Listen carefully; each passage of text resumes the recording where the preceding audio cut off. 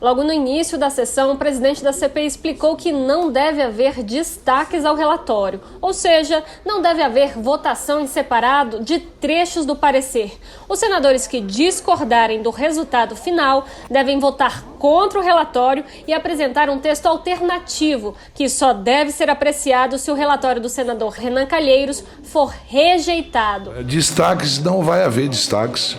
Em relação ao relatório do senador Renan, não há destaques a ser votados. Ou concorda 100% com o relatório e vota a favor, ou discorda e vota contra. Sim.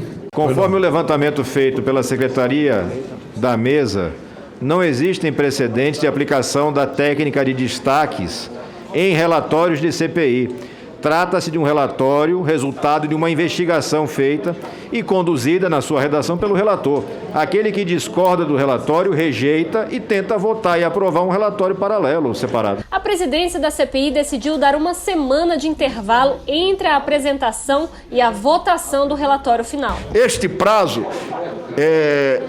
depois da vista, que será provavelmente concedida pelo presidente Omar Aziz, ele será utilizado para o aperfeiçoamento, para as mudanças e para os ajustes no relatório. A boa vontade do relator é total. Se ao final e ao cabo eu não atender às pretensões, eu não vou querer que a pessoa aprove, porque ele não estará atendido.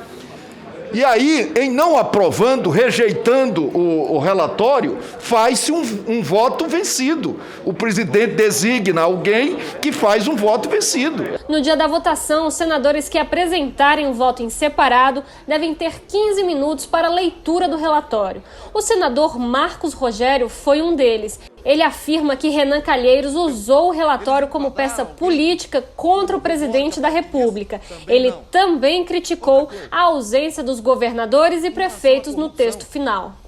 O que aconteceu no Amazonas, o que aconteceu em Santa Catarina, no consórcio Nordeste, não há uma linha. Aliás, no caso do Amazonas, ele quase pede desculpa para o governador do Amazonas pelos constrangimentos. Veja, quem cometeu crime de corrupção em Santa Catarina, o governo de Santa Catarina, comprou respiradores, não recebeu, numa loja que não tinha nada a ver com equipamentos, numa casa de massagem. O Amazonas comprou de uma loja de vinhos. O consórcio Nordeste comprou de uma empresa que mexe com produto à base de maconha.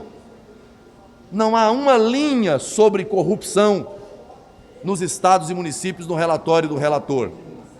Ou seja, é um relatório que, infelizmente, não serve para nada, não contribui com nada, porque é um relatório que é mais uma peça de ficção do jogo político com base nas eleições de 2022.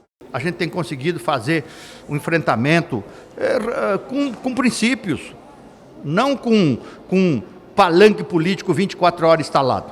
Então, infelizmente, é isso que está acontecendo. Nós vamos acompanhar até o final da leitura, né? Já foi feito, vai ter a votação dia 26, mas até lá tem muita coisa que vai acontecer, voto em separado, repúdio, então muita coisa que nós não vamos nos convencer assim tão facilmente. Segundo Randolfo Rodrigues, vice-presidente da Comissão Parlamentar de Inquérito, depois de votado, o relatório deve ser distribuído às autoridades competentes. Ele acredita que no dia seguinte da votação, esse texto já deve ser distribuído para a Procuradoria-Geral da República e para a Presidência da Câmara dos Deputados. Ainda segundo Randolph, houve um debate técnico intenso para evitar brechas no texto que pudessem anular o relatório. Ele também acredita que qualquer autoridade teria dificuldade de arquivar as denúncias apresentadas no relatório final da CPI.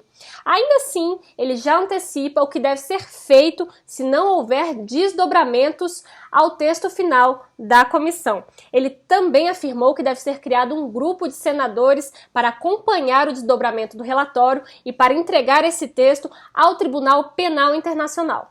Aqueles que têm a pretensão de arquivar esse relatório, seja quem for, terão enormes dificuldades para fazê-lo do ponto de vista técnico, jurídico, do ponto de vista político, do ponto de vista da satisfação que se espera ter de toda a sociedade brasileira. Se por acaso isso ocorrer, nós também estamos trabalhando com as outras possibilidades que existem dentro da própria legislação penal brasileira.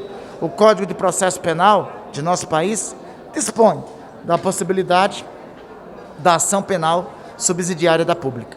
A parte para propor deveria ser a parte legítima. Neste caso, nós estamos em contato com as associações de vítimas da pandemia, que inclusive participaram na segunda-feira da audiência pública, e estamos também em contato com a Ordem dos Advogados do Brasil, sem prejuízo e embargo de outras instituições que também poderão subscrever. O senador Renan Calheiros, num relatório muito fraco, um relatório que não tem nenhuma base jurídica, ele usa um instrumento que é legítimo da democracia como vingança contra o presidente Bolsonaro.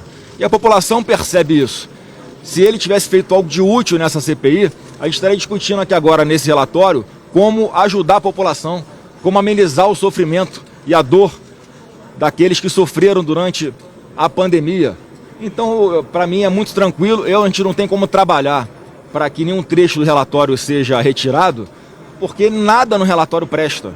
Eu fico imaginando o constrangimento de quem assessorou o Renan Calheiros sendo obrigado a colocar no relatório algumas tentativas, algumas sugestões de indiciamento que não tem nenhum nexo de causalidade, que sequer tem tipificação no Código Penal. No final, o relatório ficou muito bom. Eu acho que ele espelha o que de fato aconteceu. É muito consistente, é muito sólido. Havia algumas imprecisões que ontem nós conversamos e consideramos que era importante superar essas imprecisões para que não houvesse qualquer tipo de questionamento por qualquer autoridade que, tendo a responsabilidade de fazer avançar esses processos, quisesse desqualificar o relatório e, ao mesmo tempo, não dar andamento àquilo que é sua responsabilidade, ou de aprofundar investigações, ou de abrir diretamente processos judiciais.